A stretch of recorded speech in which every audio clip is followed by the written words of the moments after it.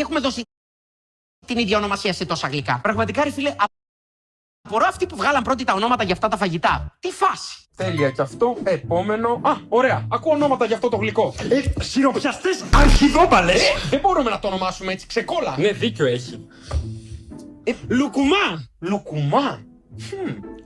Οκ, μου αρέσει. Λουκουμάς, λουκουμάδες. Ισχύει. Ναι, ωραίο. Τέλεια, το καταχωρούμε. Επόμενο.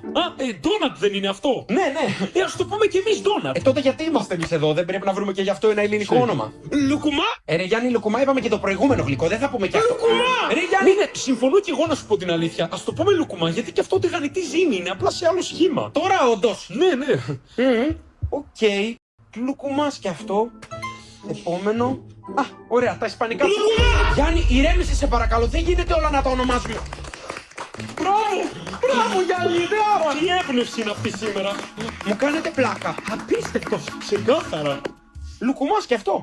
Επόμενο. Λουκουμά! Φτάνει ρε μαλάκα, ρε αλήθεια μου έχει σπάσει τα νεύρα, θέλω να σου το πετάξω στο κεφάλι ρε μαλάκα, μα την Παναγία. Δεν είναι δυνατόν και αυτό να το πούμε λουκουμά. Δεν είναι καν ζύμη, είναι κάτι εντελώς διαφορετικό. Δεν ξανακούω τη λέξη λουκουμά. Θέλω να σκεφτείτε κάτι διαφορετικό σε όνομα, κάτι άλλο, κάτι καινούριο.